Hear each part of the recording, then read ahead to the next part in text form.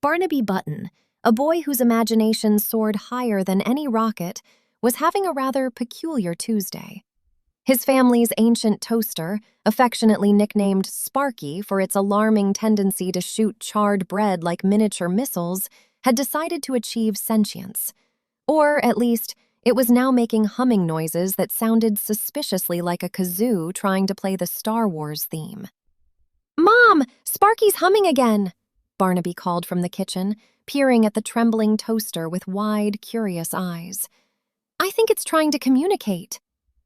His mom, a brilliant robotics engineer who often mistook Barnaby's imaginative outbursts for actual emergencies, walked in, wiping grease from her brow.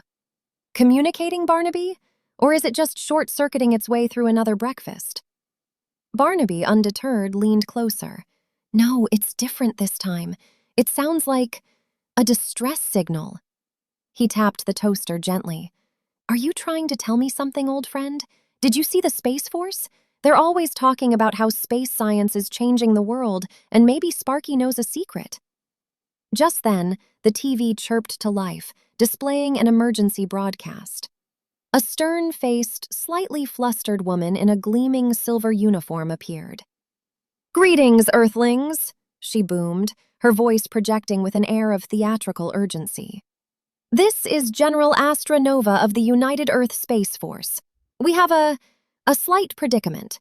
Our advanced moonbots, designed to collect lunar samples and perfect our interstellar lunch delivery service, scientific data, have gone rogue. We suspect a cosmic prankster has reprogrammed them." Barnaby gasped. "See? I told you! Sparky knew!" He looked at his mom, his eyes sparkling with a mission. "Mom, we have to help the Space Force. We have to find the missing moonbots. Imagine all the wonderful things space science can do, like making sure we never run out of moon cheese." His enthusiasm for lunar dairy products was unparalleled. His mom, "Well, Barnaby, the Space Force certainly has their work cut out for them. But rogue robots usually mean a programming glitch, not a cosmic prankster. It's a classic problem in robotics and automation. We need to understand how these machines work to fix them. And that, my dear, means using our brains and a little bit of STEM magic." Suddenly, Sparky let out a series of frantic beeps, then projected a shaky holographic image onto the kitchen wall. It showed a blurry picture of what looked like a giant, grumpy-looking space squirrel wearing a tiny, ill-fitting astronaut helmet. Beneath it, a line of jumbled code scrolled by. General Nova, still on the TV, "Ah! Grumbles the galactic squirrel! I knew it! His acorn-hoarding habits know no bounds. He must have jammed their navigation systems to store his nutty treasures." Barnaby's 7-year-old neighbor, Penelope Penny Pixel, a whiz with all things digital, burst through the back door without knocking, as was her custom. Penny, armed with a tablet and an uncanny ability to sniff out a technological crisis, took one look at Sparky's projection, and her eyes lit up.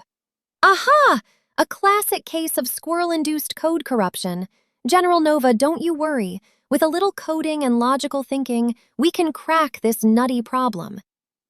Barnaby's mom, Dr. Eris Button, a leading expert in engineering principles and a firm believer that every problem was just a puzzle waiting to be solved.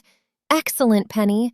Barnaby, this is where we learn how programming small robots really works. This jumbled code? It's like a secret language that tells the moonbots what to do. If Grumbles scrambled it, we need to unscramble it."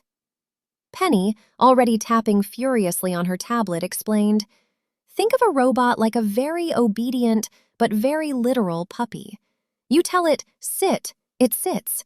You tell it, fetch the newspaper, it fetches.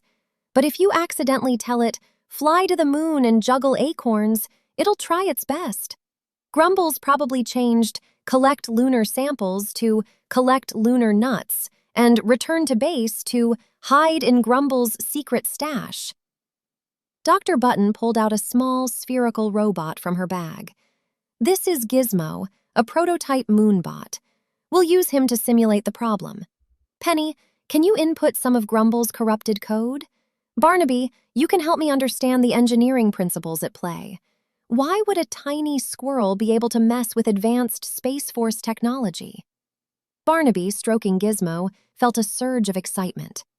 Maybe he used a super strong magnetic acorn, or a really clever disguise like a friendly space worm.